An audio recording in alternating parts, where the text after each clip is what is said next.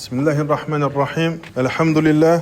Wassalatu wassalam ala Rasulillah wa ala alihi wa sahbihi wa man wala. Amma ba'd. Pour ce deuxième cours, on poursuit notre voyage dans la vie de notre prophète Mohammed sallallahu alayhi wa sallam. Et dans le précédent cours, on avait mentionné les différentes dérives que les Arabes vivaient avant la naissance du prophète sallallahu alayhi wa sallam. Et la raison pour laquelle on a mentionné ces différentes dérives, c'est pour comprendre le contexte dans lequel le prophète est venu appeler les gens à la soumission d'Allah subhanahu wa ta'ala. Et nous, on va tirer des leçons pour notre quotidien.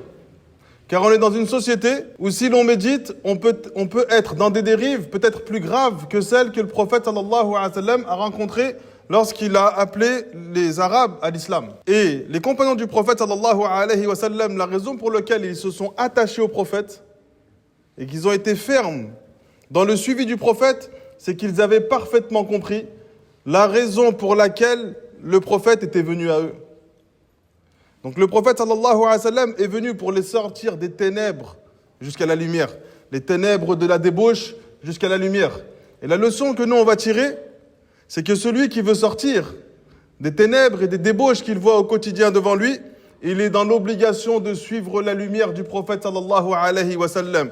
S'il veut s'en sortir avec des outils autres que le Coran et la Sunna, il ne fera que s'enfoncer dans les ténèbres et s'enfoncer dans les noirceurs et s'enfoncer loin dans la désobéissance d'Allah subhanahu wa ta'ala. Et on pourrait se poser une question. Pourquoi Allah azza wa jal a choisi d'envoyer le prophète sallallahu alayhi wa sallam à ce peuple?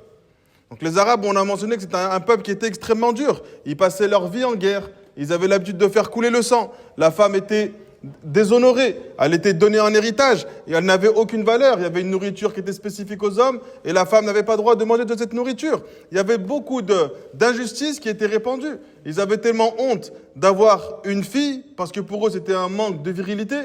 Celui qui a une fille, c'est pas véritablement un homme. Alors ils préféraient enterrer leurs enfants vivants plutôt que de l'élever, de l'éduquer et de la garder de manière honorable. Et donc ils ont vécu de nombreuses débauches. Et on pourrait se poser la question, du coup, pourquoi Allah les a envoyés à eux? Il n'y avait pas d'autres gens sur terre à qui le message aurait été peut-être plus doux et plus facile à propager pour le prophète sallallahu alayhi wa sallam. Eh bien, il y a en réalité des raisons, des belles sagesses que l'on va mentionner, et il y en aura certainement d'autres qu'Allah subhanahu wa ta'ala ne nous a pas citées. Mais les gens de science ont essayé de déduire, essayé de comprendre pourquoi les Arabes ont été choisis au détriment d'autres peuples qui existaient dans ce monde, malgré que ce peuple des Arabes était plongé dans les noirceurs de la débauche. Eh bien, l'une des premières raisons, c'est qu'ils étaient à al-fitra. Les Arabes, ils avaient une particularité qui les distinguait des autres peuples, des autres endroits du monde. C'est que les Arabes, lorsque la vérité leur était présentée, leur cœur, il était assez sain pour pouvoir se soumettre à cette vérité. Lorsqu'ils comprenaient pourquoi le prophète est venu à eux et qu'ils acceptaient de se soumettre au message du prophète sallallahu alayhi wa sallam, alors ils restaient cramponnés à cela. Parce que leur cœur, il était sur une nature encore saine. C'est peut-être l'un des seuls peuples, malgré qu'ils adoraient d'autres qu'Allah, qui avaient dans leurs adorations l'adoration d'Allah. Donc le prophète, quand il vient chez les Arabes, ils adorent déjà Allah, mais ils se donnent le droit d'adorer d'autres choses avec Allah. Donc déjà, ils ont cette nature saine, plutôt cette prédisposition naturelle à s'orienter vers Allah. Et le prophète sallallahu alayhi wa sallam vient à eux pour essayer de purifier tout ça et de leur dire, sur toutes vos divinités, le seul qui mérite l'adoration, le seul qui mérite ce culte, le seul qui mérite les sacrifices, c'est Allah. Alors que les peuples des autres endroits du monde n'avaient pas cette notion d'adoration d'Allah subhanahu wa ta'ala. Et lorsqu'ils comprenaient ce avec quoi le prophète était venu, ils restaient fermes et cramponné dans le message du prophète. Suhayl ibn Amr, c'est un des compagnons du prophète qui est entré dans l'islam après l'ouverture de Mecca. Donc, Fathu Mecca, la reconquête de Mecca ou la conquête de Mecca, s'est faite vers la fin de la révélation du prophète sallallahu alayhi wa sallam. Et lui, il est entré dans l'islam à ce moment-là. Avant cet événement, il faisait partie de ceux qui combattaient le prophète sallallahu alayhi wa sallam. Et il lui dit, Wallahi, law kunna na'lamu annaka Rasulullah, ma sadadnaka anil bayt wa la qatalnak. Il dit, par Allah, si nous avions su que tu étais réellement le messager d'Allah, jamais nous ne t'aurions empêché d'accéder à la Kaaba, parce qu'ils l'ont chassé de Mecca pour qu'il se retrouve à Médine, et on n'aurait jamais eu l'audace de te combattre. Donc ça, c'est une des particularités. Cette première particularité, c'est qu'ils avaient dans leur cœur une nature saine qui les amenait quand même à adorer Allah subhanahu wa ta'ala, malgré que cette nature saine a été corrompue par l'adoration des idoles. Deuxième particularité, les Arabes, ils n'ont pas été influencés par ce quoi étaient influencés les peuples à l'époque. Donc l'Empire romain, ou plutôt l'Empire byzantin, les Perses ou les Indiens, qui s'enorgueillissaient de la science mondaine qu'ils avaient développée. Ils avaient une culture qui était très raffinée. C'était des gens qui avaient déjà développé la philosophie et ils étaient attachés à leur religion ancienne et aux civilisations. Et leur civilisation, elle était très étendue. Ce qui fait que eux, si le prophète vient à eux pour se soumettre à Allah, ils ont déjà en eux un orgueil. Ils ont déjà la pensée qu'on arrive à vivre heureux sans religion. Un peu comme nous avons aujourd'hui où certaines personnes pensent être heureuses dans le délaissement de la vie religieuse, pensent être heureuses en délaissant Allah subhanahu wa ta'ala. Et ça, c'est une pensée qui est trompeuse. C'est un bonheur qui est poussiéreux, qui est éphémère. Parce que par Allah, il est très très facile de vivre sans croire en Allah, mais il est très difficile de mourir à ce moment-là. Lorsque la mort viendra à toi, tu vas te rendre compte qu'il était facile de vivre mécréant, qu'il était facile de vivre dans le péché, qu'il était facile de vivre dans la débauche. Mais lorsque la mort viendra à toi, wallahi, tu ne seras pas heureux de toutes les débauches que tu as fait dans ta vie. Et ce moment-là, il sera difficile. Nous, en tant que croyants, on essaie d'œuvrer toute notre vie pour la satisfaction d'Allah Azza wa Jal. Et malgré qu'on essaie d'œuvrer dans la satisfaction d'Allah, on sait que notre mort sera difficile. On va regretter, on va avoir de l'amertume. Pourquoi on n'a pas fait plus? Pourquoi on n'a pas sacrifié plus? Pourquoi on ne s'est pas rapproché d'Allah encore plus? Alors que dire de celui qui a vécu dans la désobéissance et que les anges viendront à lui? Ce jour-là, la mort athée sera difficile. Ce jour-là, la mort pas soumise à Allah sera difficile. Toute ta vie, elle était aisée. Mais ce n'est pas sur cette chose-là que tu vas être effrayé. Tu vas être effrayé lorsque la mort viendra à toi. Eh bien, les Arabes, ils avaient un cœur, on va dire, comme c'était un livre vierge dans le cœur. Ils n'étaient pas impactés par une civilisation développée, impactés par la philosophie, impactés par le détachement du Créateur. Ils n'avaient pas cette notion-là. Et donc, ces différents peuples, ils étaient orgueilleux de leur intellect. Et étant donné qu'ils étaient orgueilleux, Allah subhanahu wa ta'ala savait que pour eux, l'acceptation de la vérité était beaucoup plus difficile que pour les Arabes. Malgré que les Arabes étaient dans des débauches vraiment très profondes, des ignorances vraiment très difficiles, qui les éloignaient d'Allah subhanahu wa ta'ala, mais ils avaient quand même en eux certaines caractéristiques qui faisaient croire et qui laissaient penser qu'ils allaient accepter le message du prophète sallallahu alayhi wa sallam. Donc, comme les savants disent, les savants contemporains disent, les Arabes de l'époque, ils avaient une ignorance et un égarement qui était simple. Il était rattaché au péché. Il n'était pas rattaché aux pensées ou aux croyances égarées. D'accord? Il était rattaché au péché afouane. Et c'était aisé de transformer ces péchés parce que celui qui est dans le péché, il sait qu'il fait quelque chose de pas bien. Parce que quand un serviteur il est en train de faire un péché et que tu lui mets en avant la gravité de ce péché, il ne débat pas, il ne cherche pas à essayer de justifier son péché. Alors il te dit, je sais que je fais une chose qui déplaît à Allah et qu'Allah me facilite. D'accord? Il n'est pas dans le débat. Mais si tu vas voir une autre personne qui pense que son mode de vie est meilleur que la religion, va essayer de lui faire comprendre que la religion va le rendre heureux. Il va être dans un débat, lui, parce qu'il a développé une connaissance intellectuelle qui le laisse croire que celle-ci va l'amener au bonheur au détriment de son lien avec Allah subhanahu wa ta'ala. Eh bien, les autres civilisations, elles avaient déjà développé ça.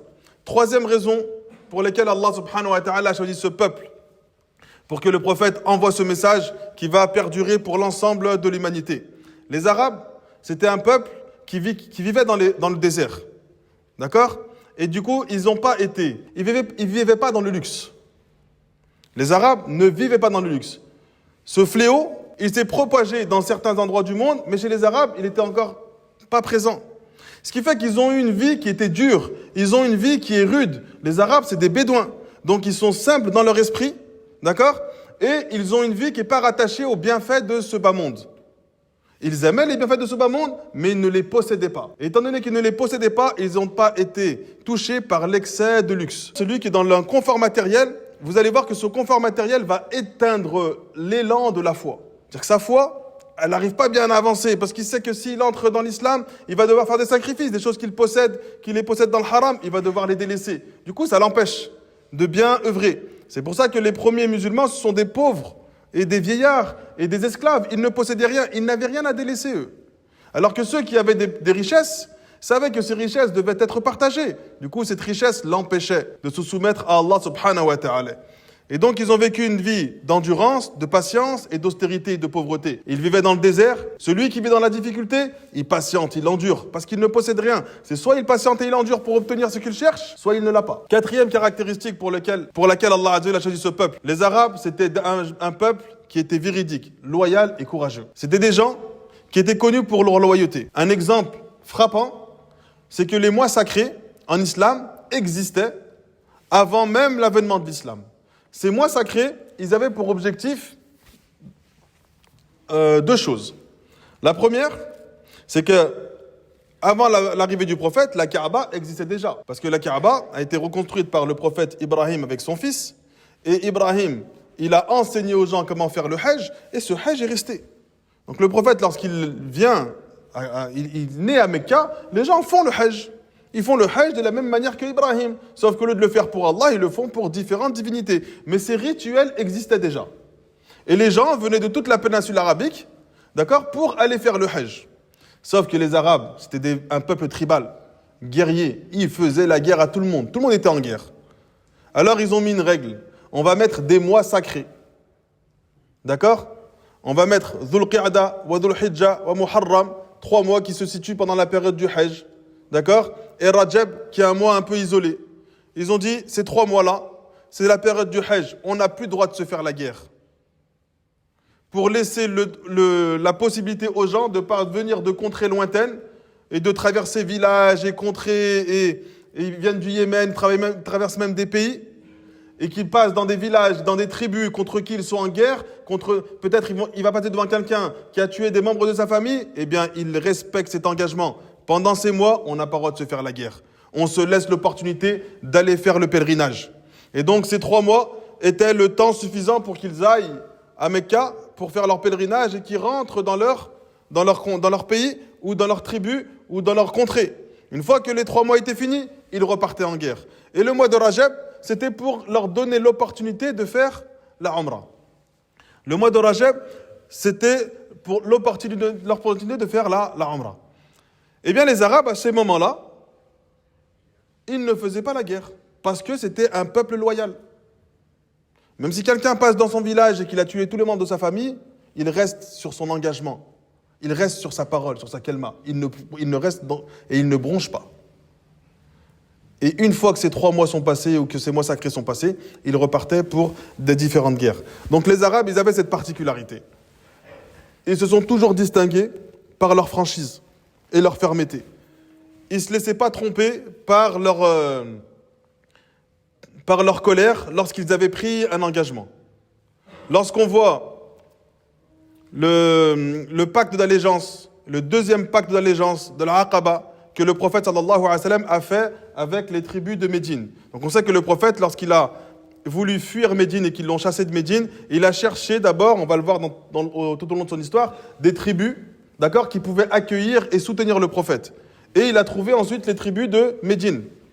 Et donc ils sont venus, eux à la base, ceux de Médine, les tribus de l'Aus ou Khazraj, certains d'entre eux, ils sont venus à Mecca pour faire leur pèlerinage, ils rencontrent le prophète et ils acceptent le message du prophète. Donc il fait un premier pacte avec le prophète et puis le prophète ensuite il fait un deuxième pacte avec eux. Et Al-Abbas ibn Abada, il s'adresse aux gens de Médine. Il dit « Ma'ashar al-Khazraj » oh la tribu de Khazraj qui était à Médine. « Hal tadruna ala ma tubayyi'una hadha ar-rajul » Est-ce que vous êtes vraiment conscient de ce que vous êtes en train de faire, du pacte que vous allez faire avec cet homme? Est-ce que ça va impliquer dans votre vie? Ils ont dit, on est conscient. Ils disent que vous êtes sûr du pacte que vous allez faire, parce que si vous faites le pacte avec lui, tout le monde va vous combattre. Tout le monde va chercher à s'opposer à vous. Si vous faites le pacte avec le prophète, vous acceptez son message, partez du principe que tout le monde va vouloir vous tuer. Tout le monde va vouloir vous combattre. Est-ce que vous acceptez cela?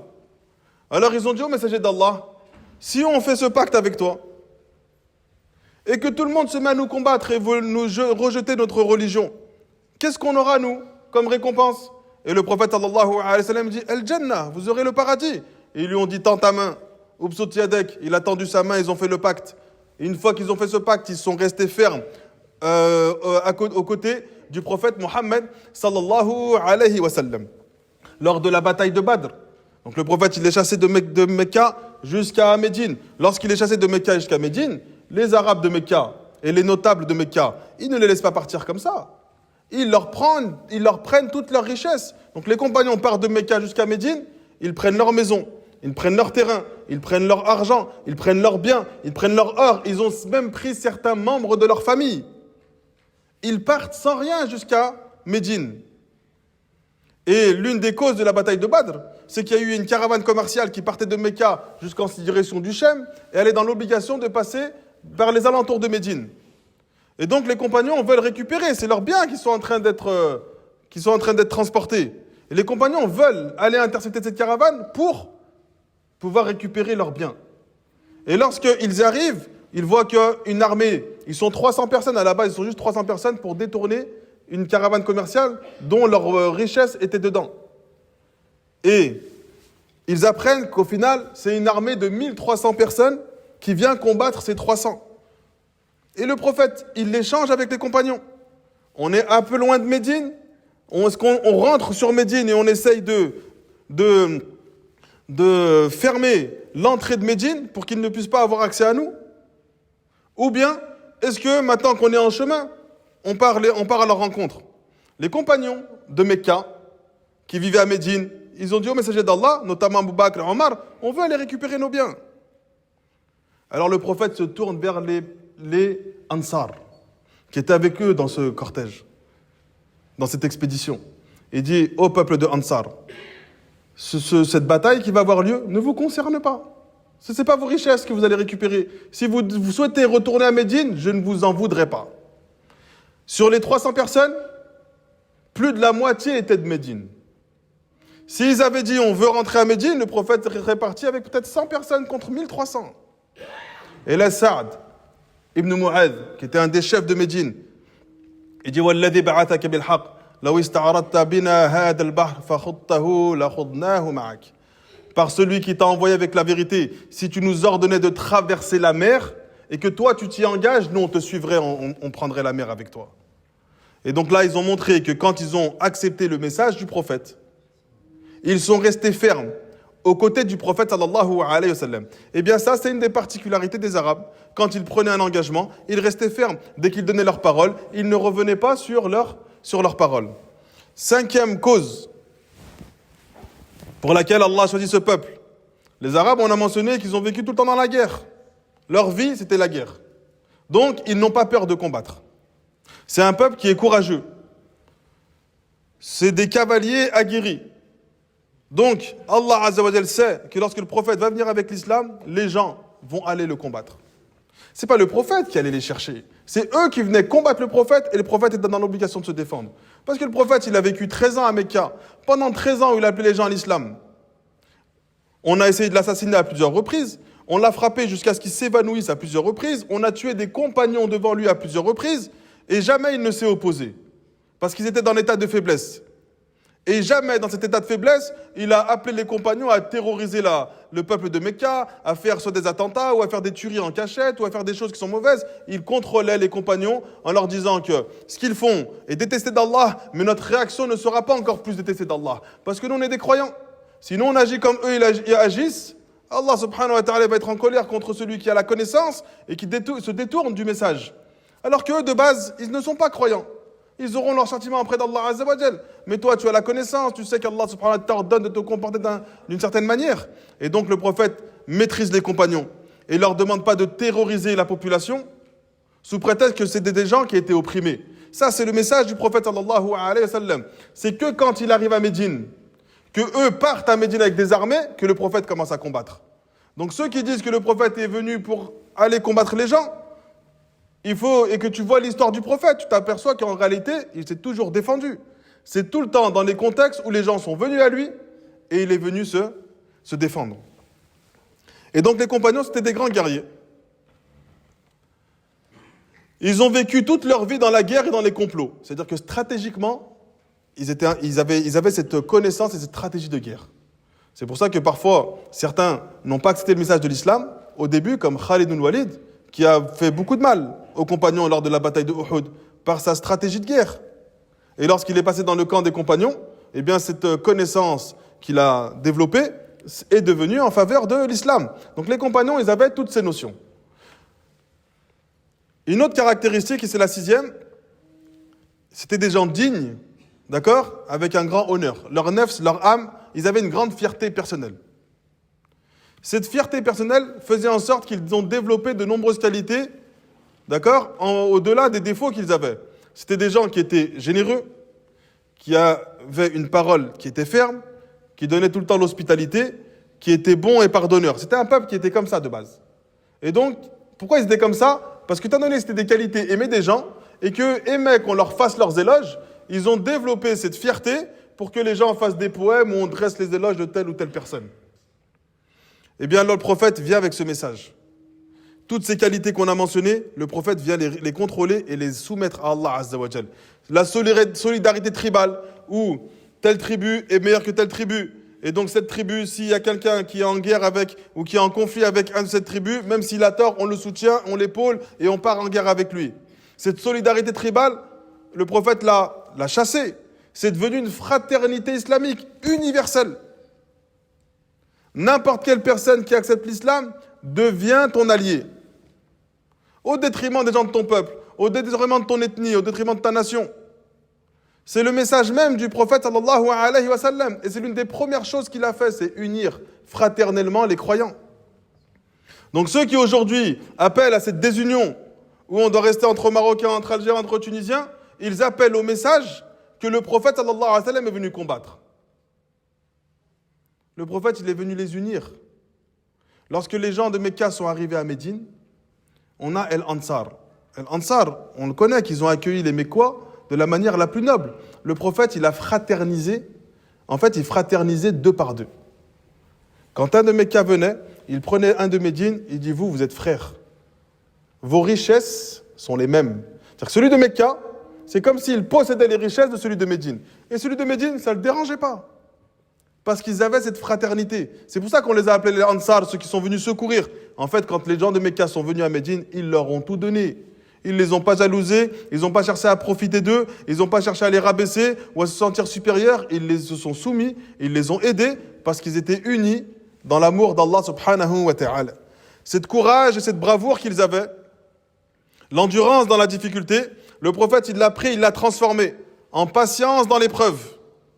Étant donné qu'ils ont l'habitude de vivre de manière rude et difficile, lorsque l'épreuve arrivait, le prophète leur dit, il faut patienter, il faut se montrer endurant. Vous avez enduré et patienté pour des choses de ce bas monde. Pourquoi ne pas patienter et endurer pour le paradis d'Allah subhanahu wa ta'ala? Et vous avez persévéré pour l'obtention des biens de ce bas monde. Pourquoi ne pas persévérer sur la vérité pour l'obtention de la récompense d'Allah subhanahu wa ta'ala? Cette fierté que vous avez à développer des qualités qui vont être aimées des gens, vous allez la rediriger en fierté dans l'adoration pour satisfaire Allah subhanahu wa ta'ala. Cette générosité ostentatoire, cette générosité que vous avez pour que les gens fassent des poèmes sur vous et disent qu'un tel et un tel est généreux, vous allez la transformer en charité sincère pour la satisfaction et l'agrément d'Allah azza wa jal. L'hospitalité de l'honneur tribal, c'est-à-dire que l'hospitalité simplement pour ta tribu, vous allez la transformer en hospitalité fraternelle et universelle. Chaque personne qui vient de n'importe quelle contrée du monde et qui est musulmane, tu te soumets à la satisfaction d'Allah subhanahu wa ta'ala et tu lui accordes tout ce dont elle a besoin. La poésie, l'éloquence, les belles paroles qu'ils avaient l'habitude de mentionner, cette beauté dans la langue arabe, ils l'ont transformée en éloquence pour l'appel à la religion d'Allah subhanahu wa ta'ala.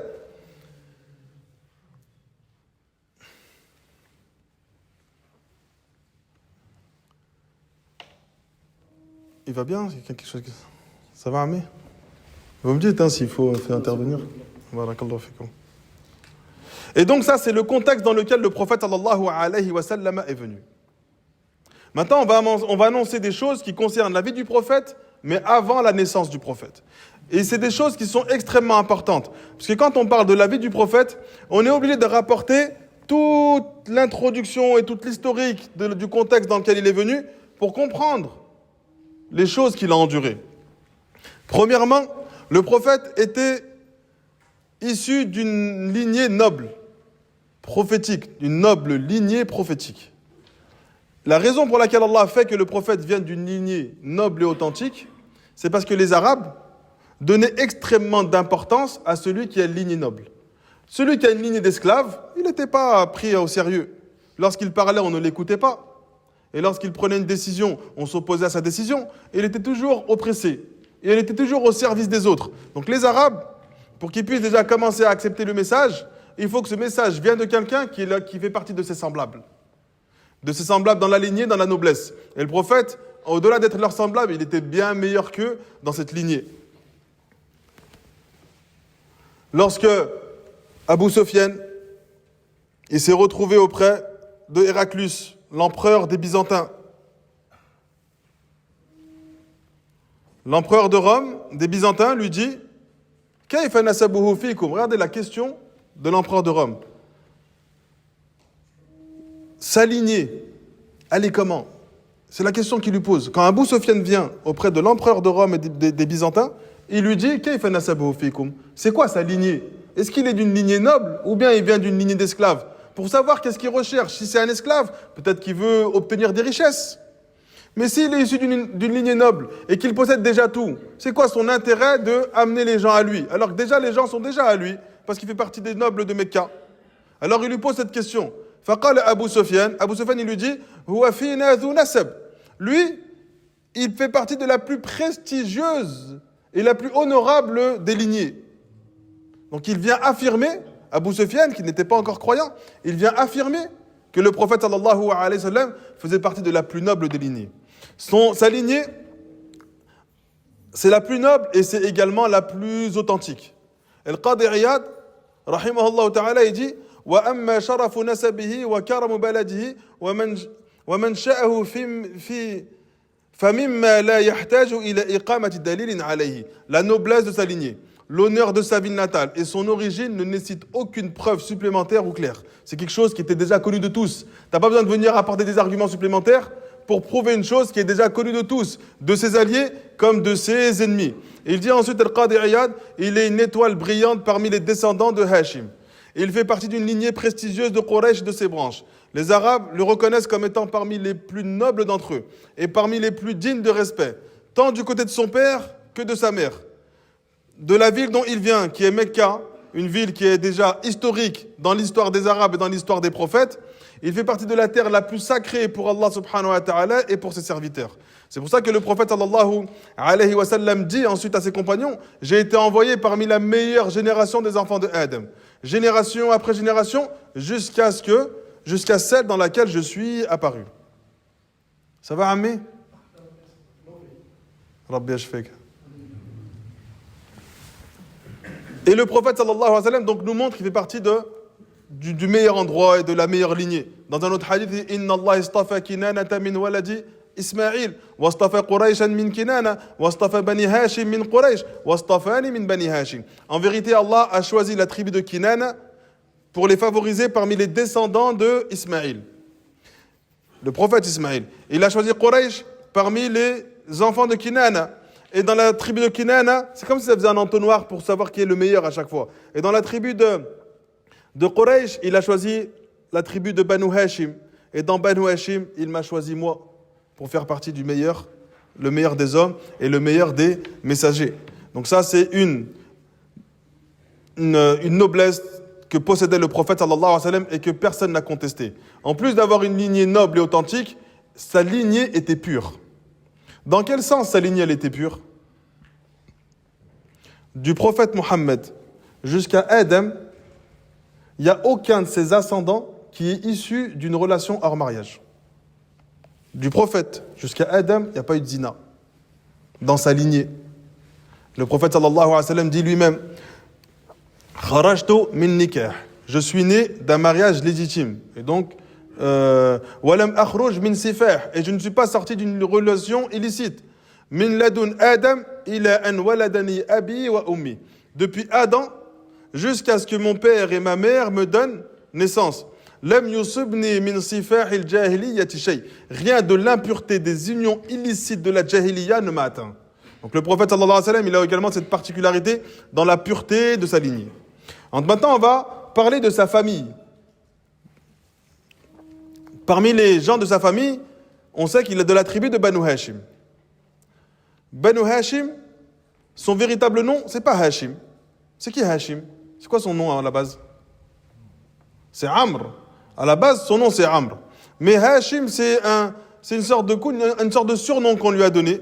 Parce que Hashim, c'est le premier, lorsqu'il était à Mecca, et que les gens venaient faire le pèlerinage, c'est le premier à avoir préparé de la nourriture pour que les gens, lorsqu'ils viennent des différents endroits du monde, ils puissent arriver à Mecca, ils sont assoiffés, ils sont affamés, lui il leur offre de la nourriture. Et c'est de là où est venu ce nom, d'accord? Hashim. Hashim, il était connu pour ça. Hashim, lorsqu'il est mort, il a transmis son héritage à son frère. Donc Hashim,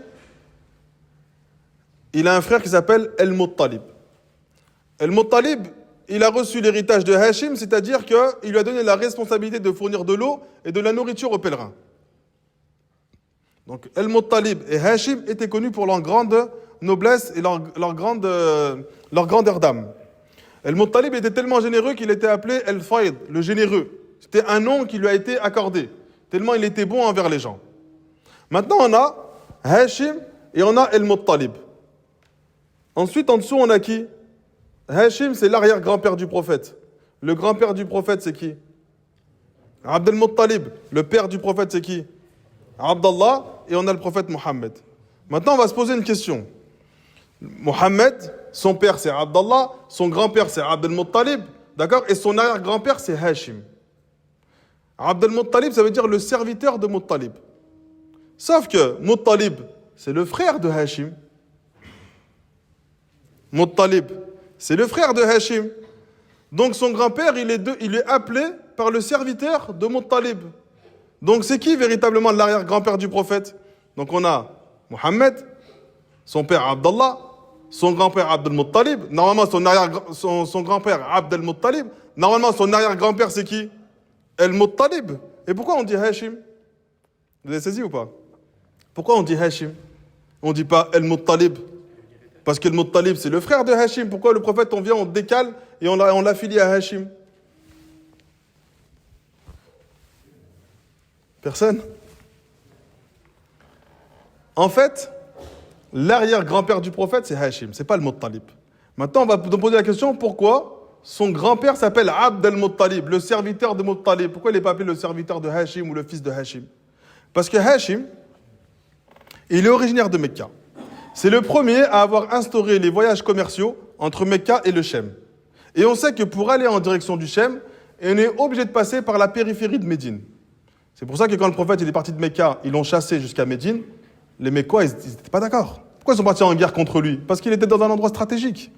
Il pouvait les empêcher de faire leur commerce. Mais ala kulli hal, Hashim, c'est le premier à avoir instauré ça. Un jour, il part en direction du Chem. Lorsqu'il va en direction du Chem, il s'arrête dans la ville de Médine, qui était appelée à l'époque Yathrib. Lorsqu'il arrive dans la ville de Médine, Hashim, il épouse une femme qui s'appelle Salma bint Amr.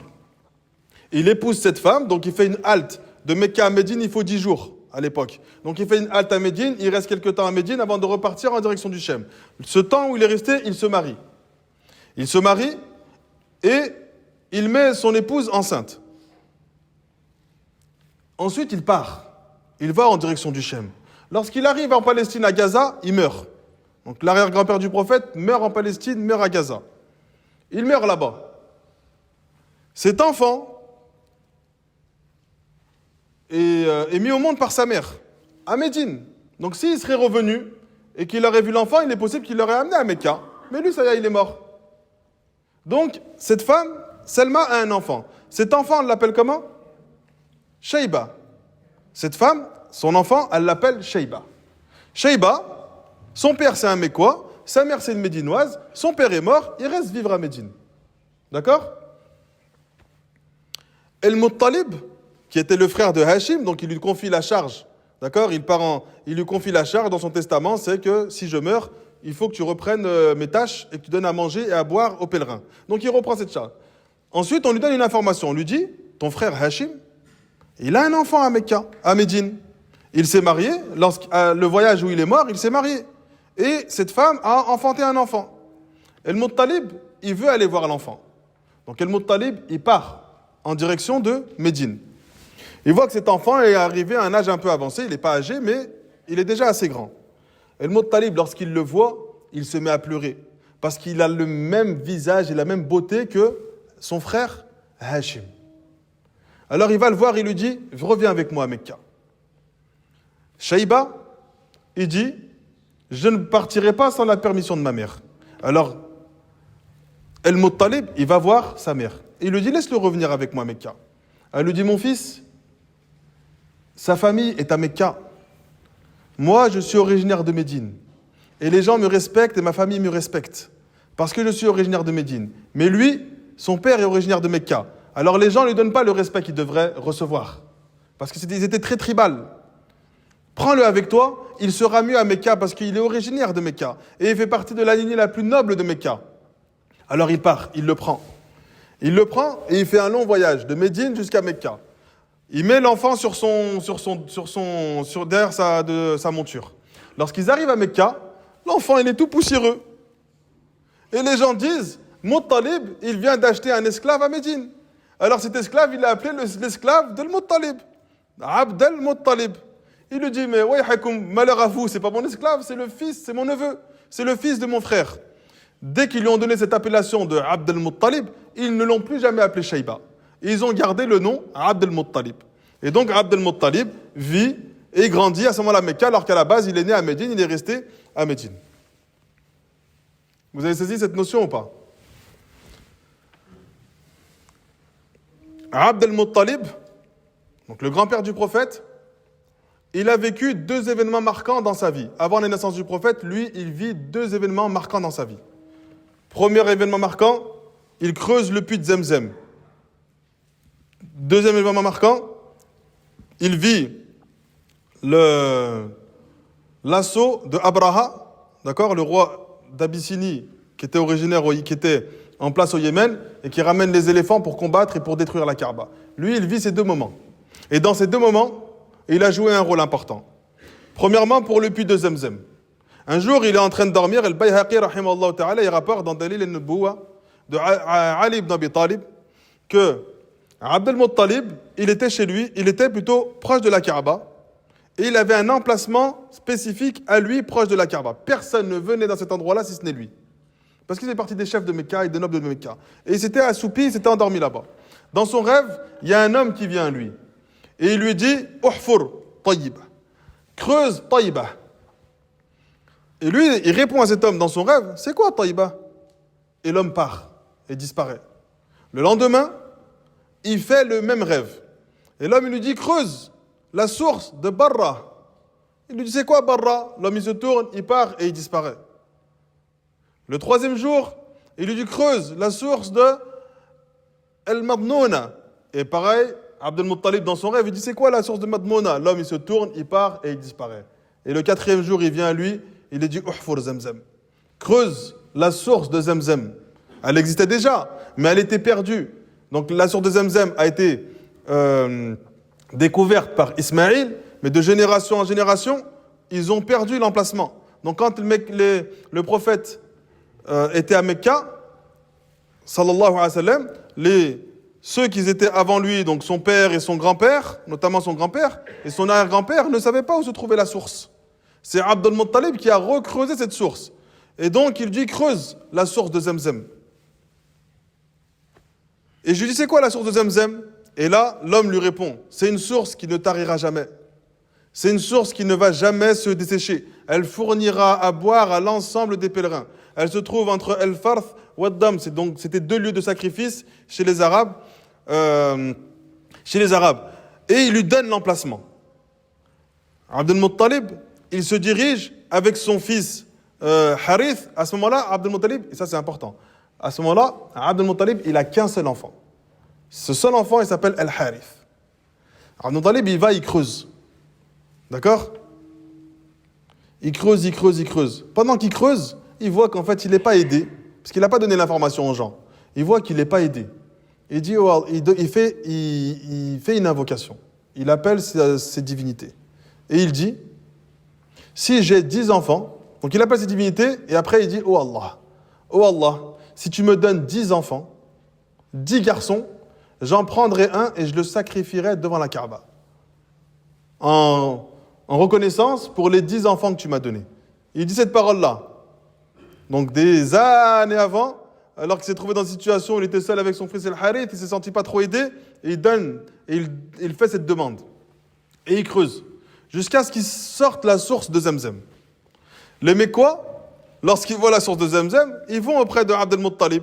Et il dit, ce puits-là, c'est pas le tien. C'est le puits de notre ancêtre à tous, Ismaïl. Et nous, on a un droit dessus. Alors partage-le avec nous. Abd al-Muttalib, il dit, ce que j'ai fait là aujourd'hui, c'est pas votre affaire. Ce puits, il m'appartient exclusivement. Et je vous en accorderai une part, et vous allez pouvoir en profiter. Mais il est à moi et il m'appartient à moi exclusivement. Eux, ils s'opposent à lui. Une guerre va presque éclater entre les différentes tribus de Mecca pour savoir qui allait récupérer ce puits. Alors, ils font appel à un arbitre. Cette personne-là leur dit, allez voir les devins, parce que chez les Arabes, un devin, il n'avait pas cette fonction de devin seulement, c'était aussi un juge. Il dit, allez voir une devineresse, une femme qui se trouve dans la tribu de Banu Sa'd.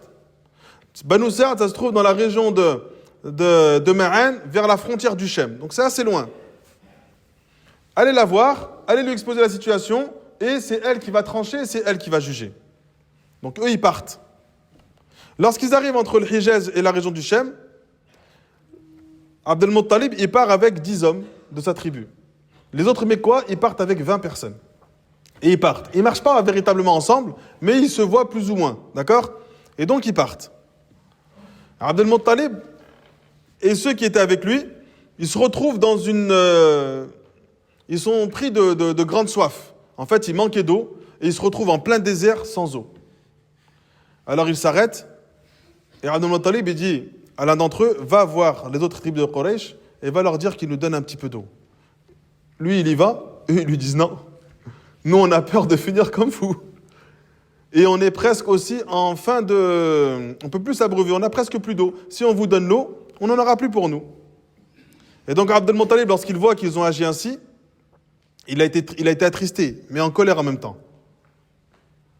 Alors ils se sont assis avec les gens de sa tribu et ils ont commencé à réfléchir à ce qu'ils pouvaient faire. Ils sont en plein désert.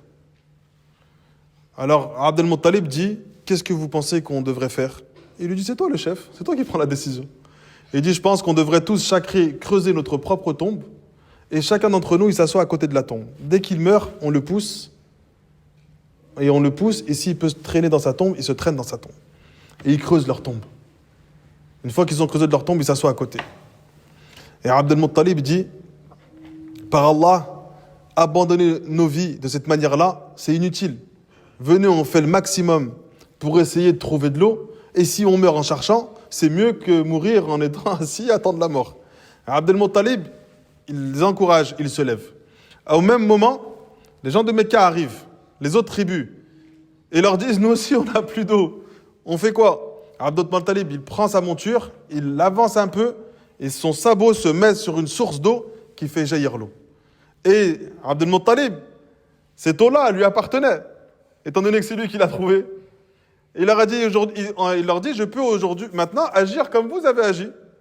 Mais il refuse. Il leur dit, venez tous profiter de cette eau-là. Lorsqu'ils ont vu son comportement, ils ont dit, par Allah, c'est toi qui es sur la vérité. On n'a pas besoin d'aller jusqu'à là-bas pour voir cette juge. Viens, on retourne à Mecca, c'est ton puits, et laisse-nous en profiter comme tu veux, on sera soumis à ta décision. Abd al-Muttalib revient et les laisse profiter du puits, en fait. À la base, ils ne comptaient pas les priver, mais leur comportement les a amenés dans ce désaccord. Et donc là, ils trouvent le puits de Zamzam, et là, ils profitent du puits de Zamzam. Deuxième grand événement de la vie de Abd al-Muttalib. Et ça, c'est un événement majeur qui est connu quasiment de tous. Les Arabes, C'était des grands associateurs. D'accord? Ils adoraient beaucoup de divinités. Autour de la Kaaba, il y avait 360 statues, d'accord, qui faisaient partie de leur divinité. Et ils adoraient également Allah. Ils savaient que Allah, c'était lui le créateur, c'était lui le pourvoyeur de subsistance, c'était lui qui avait la capacité de gérer chaque chose dans l'univers, d'accord? Mais ils se donnaient le droit d'adorer un autre que lui. Et le prophète vient pour essayer de annuler les adorations des autres divinités pour la rendre à Allah seul.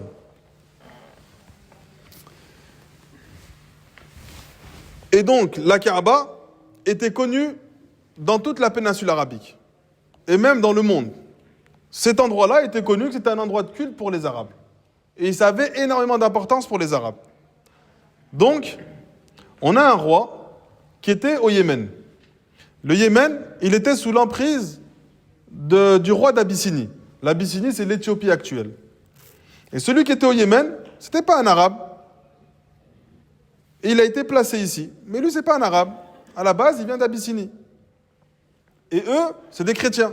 C'est pas des musulmans, c'est des chrétiens, et ils n'ont pas dans leur culte l'adoration d'Allah Azza wa Jal.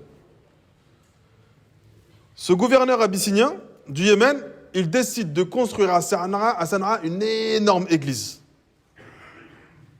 Il n'y en avait pas de semblable à leur temps. Et cette église, il l'a appelée Qulays. Il envoie une lettre au grand roi d'Abyssinie. Il lui dit: ô roi, j'ai construit pour toi une église tel qu'il n'en existe pas de semblable pour aucun roi avant toi. Et je ne cesserai d'appeler les gens à venir à cette église jusqu'à ce que je détourne le pèlerinage des Arabes et qu'ils n'aillent plus à la Kaaba et qu'ils viennent dans cette église. Les Arabes, ils ont entendu ça, ils n'étaient pas d'accord. Parmi certains de la tribu de Kinana, lorsqu'ils ont entendu que ce roi chrétien avait dit ça, ils sont partis en Abyssinie, ils sont partis au Yémen. Ils sont partis au Yémen, ils sont rentrés dans l'église, ils ont déversé plein d'ordures et plein d'excréments dans toute l'église. Et ils sont repartis. Lorsque le roi il a vu ça, et qu'on lui a dit que c'était les Arabes qui avaient fait ça, il a dit: je vais monter une armée et je vais aller détruire leur Kaaba. Donc on voit que les Arabes déjà, ils n'avaient pas peur en fait. Alors que c'était le grand empire d'Abyssinie, et c'était des grands guerriers également. Et donc ils préparent une armée. Pour préparer cette armée, ils ramènent des éléphants. D'accord? Et donc, ils ont entre 9 et 13 éléphants. Maintenant, on va poser une question. Parce que c'est un événement qui est très, très, très contesté. Certains disent: c'est pas possible que cette histoire ait eu lieu. Comment des éléphants, ils ont traversé tout le désert? Ils ne sont pas faits pour être dans le désert. Alors que, en réalité, la première chose qu'il faut savoir, c'est que ces éléphants, ils venaient d'Abyssinie, dans l'Éthiopie actuelle. Et ils se sont retrouvés au Yémen. Et à la base, ils appartiennent à l'armée royale abyssinienne. Donc ces éléphants, c'est des éléphants africains qui sont habitués à un climat chaud et sec. En plus de cela, ils n'ont pas traversé le désert. Ils ont traversé, ils ont emprunté la route du Yémen. D'accord? Et en fait, cette route du Yémen, c'est une route qui est montagneuse et qui est moins aride, d'accord? Et qui comporte de nombreuses oasis. En plus de cela, il y avait de nombreux endroits qui leur appartenaient. Donc ils se sont arrêtés, ils ont fait plusieurs haltes, justement, pour abreuver leurs éléphants. Et ils n'ont pas vu le désert, ils ont voyagé étape par étape. Donc ils ont voyagé progressivement, étape par étape, de oasis en oasis, de ville habitée en zone de pâturage, jusqu'au sud de l'Arabie. D'accord? Et en fait, les éléphants, tout le long, ils ont été abreuvés. Et le grand éléphant qui était au droit Abraha, il s'appelait Mahmoud. Barakallahu fik, Mahmoud.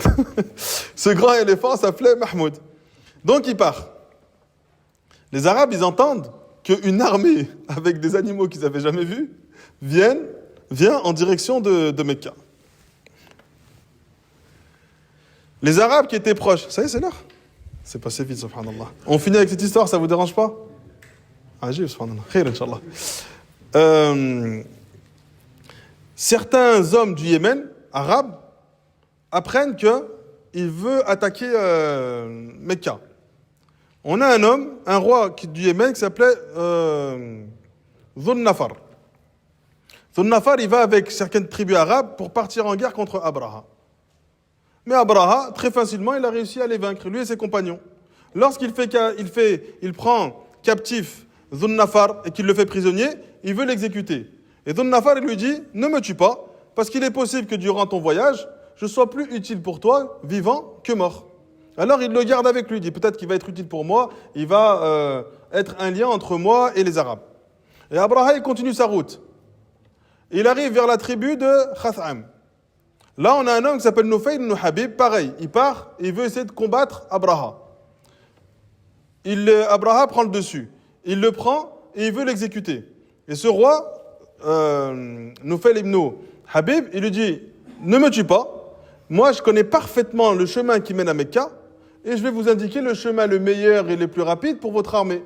Et celui qui va protéger le mieux vos éléphants. Alors il le garde auprès de lui. Et lui, ça devient le guide de cette armée.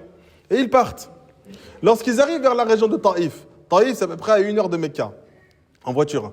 Lorsqu'ils arrivent en direction de Taïf, Abraha, il croit que le lieu de culte de Ellet, d'accord, Ellet ou Al-Uzza, c'était des divinités qui étaient adorées, il croit que ce lieu de culte, c'est la Kaaba. Donc il veut essayer de la détruire. Les gens de Taïf lui disent, c'est pas ici la Kaaba. Nous, on s'allie à toi. C'était des Arabes pourtant. On s'allie à toi. Mais ne touche pas à notre lieu de culte. On va t'indiquer comment il faut faire pour aller en direction de Mecca. Donc, ils partent en direction de Mecca. Lorsqu'ils partent en direction de Mecca,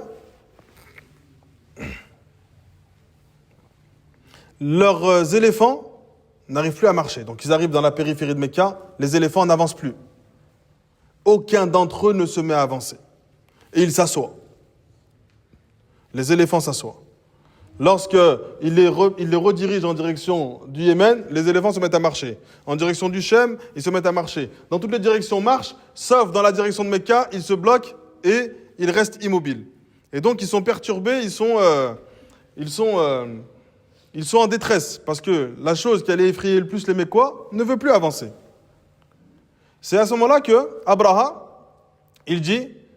il envoie une milice, une escouade, et il leur dit « Entrez à Mecca ». Entrez à Mecca et prenez-leur leurs richesses.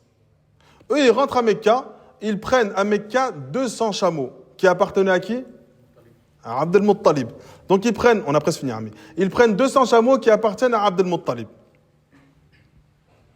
Abd al-Muttalib, il voit qu'on lui prend ces 200 chameaux, il part en direction de Abraha. Et ceux qui avaient perdu la bataille en chemin contre Abraha connaissaient Abd al-Muttalib. Et du coup, ça devient les intermédiaires. Et il lui dit, Abd al-Muttalib dit, laissez-moi entrer auprès de Abraha. Il dit, non, on n'a pas accès à Abraha, mais celui qui monte un des éléphants, d'accord? Celui qui monte un des éléphants, j'ai dit chameau tout à l'heure, non? Celui qui monte un des éléphants, il s'appelle Anis, va le voir, et lui, il va faire l'intermédiaire entre toi et Abraha. Donc il va le voir, il le ramène auprès de Abraha, et Abd al-Muttalib échange avec lui. Abd al-Muttalib, c'est quelqu'un qui est beau, qui est élégant, qui a de la prestance et qui s'exprime super bien. Lorsqu'il rentre, Abraha, il est émerveillé par lui. Ensuite, il s'assoit avec lui. Abraha lui dit, il ne faut pas que vous combattiez. Parce que si vous allez combattre et vous allez vous opposer à moi, il y aura une guerre et si vous résistez, je vais vous combattre jusqu'à la mort. Abd al-Muttalib, il dit, moi je ne suis pas venu pour t'annoncer que l'on va combattre. Cette maison-là, cette demeure, cette Kaaba, c'est la maison sacrée d'Allah. C'est le sanctuaire construit par l'être aimé d'Allah, qui est Ibrahim. Si Allah veut protéger sa maison, c'est à lui de protéger sa demeure. Et elle est sous la protection d'Allah. Moi, je viens à toi aujourd'hui pour récupérer mes chameaux. Abraha, il lui dit, quand je t'ai vu arriver, je t'ai vu beau, élégant, avec beaucoup de prestance, mais quand tu m'as demandé de récupérer tes chameaux, je te trouve maintenant insignifiant. Et Abd al-Muttalib, il lui dit, ces chameaux m'appartiennent, et chacun est le responsable de sa propriété. Alors je parle de ce qui m'appartient. Il lui dit, mais je viens détruire votre Kaaba. Il dit, mais cette Kaaba ne m'appartient pas. Il faut que tu t'en prennes à son propriétaire. Et son propriétaire, c'est Allah, et tu n'arriveras pas à la détruire. Et Abraha lui dit, ton Seigneur est dans l'incapacité de m'empêcher. Alors Abd al-Muttalib lui dit, fais comme tu veux. Abraha, il fait appel à ses gardes, il lui dit, rendez-lui ses chameaux et laissez partir ce miséreux. En gros, il n'a plus d'importance parce qu'il est venu pour récupérer quelques chameaux. Abd al-Muttalib, il récupère ses chameaux. Qu'est-ce qu'il fait? Il va en direction de la Kaaba et il met ses chameaux proches de la Kaaba. il les marque pour pouvoir les reconnaître, parce qu'il sait pertinemment qu'ils n'arriveront pas jusqu'à la Kaaba. Il était certain qu'Allah l'a protégé. Donc il prend tous ses chameaux, il les met proches de la Kaaba, il leur ordonne de rester là, et quelqu'un les garde ici. Ensuite il dit aux autres, aux tribus de Mecca, allez vous éloigner dans les montagnes, et laissez Allah subhanahu wa ta'ala défendre sa demeure. Et donc là, ils essaient encore une fois d'avancer auprès de la Kaaba, ils n'y arrivent pas, et c'est à ce moment-là qu'Allah subhanahu wa ta'ala, qu'est-ce qu'il envoie ? Les oiseaux. Allah subhanahu wa ta'ala envoie une armée d'oiseaux. Allah envoie une armée d'oiseaux. Alam tara kayfa fa'ala rabbuka bi ashabil fil. Ne vois-tu pas comment ton Seigneur a agi envers les gens de l'éléphant? Alam yaj'al kaydahum fi tadlil. Il a fait échouer leur ruse. Wa arsala alayhim tayran ababil. Il leur a envoyé contre eux des oiseaux qui venaient en bande les uns après les autres. Tarmihim bi hijaratin min sijil. Il leur lançait des pierres en argile. Faja'alahum ka'asfin ma'kul. Il les a rendus semblables à une paille complètement mâchée. Et donc les oiseaux, ils sont venus. Ils avaient 3 pierres. Une dans le bec et 2 dans les pattes. D'accord? Une dans chaque patte. Chaque pierre avait le nom de celui sur qui elle devait tomber. Et donc l'armée d'oiseaux arrive. D'accord? Cet événement, il se passe 50 jours avant la naissance du prophète. 50 jours, 55 jours après le prophète naît. Les oiseaux sont envoyés et en fait, ils terrassent complètement l'armée de Abraha. Abraha, lui, il fuit. À chaque fois qu'une pierre touchait l'un d'entre eux, dès que la pierre le touchait, tous ses membres se désintégraient. Abraha fuit. Il se met à fuir. Et il est rapporté dans les récits, il fuit. Et plus il fuit, plus il est en train de rétrécir. Il est venu avec une grande armée, les plus grands animaux qui existaient. Et lui, en fait, il est en train de fuir lorsqu'il arrive dans un endroit extrêmement éloigné. Allah subhanahu wa ta'ala lui brise son cœur. Et il tombe au sol et il devient tout recroquevillé comme un oisillon. Donc il est venu avec une grande armée et il est revenu, il s'est retrouvé complètement effondré, tous ses membres quasiment désintégrés et comme un oisillon. Ça, c'est les 2 grands événements de Abd al-Muttalib. Grâce à ces événements, Abd al-Muttalib a pris encore une place plus grande chez les gens de Mecca. Abd al-Muttalib et aussi tous les enfants de Abd al-Muttalib. Donc dans le prochain cours, on mentionnera justement les 10 enfants qu'il a eus et le sacrifice qu'il a voulu faire. J'ai envie de continuer, je dis franchement. Mais khair, Inch'Allah, on va s'arrêter pour le Maghreb. Ila huna subhanaka Allahumma wa bihamdik la ilaha illa ant astaghfiruka wa atubu ilayk. بارك الله فيك عمي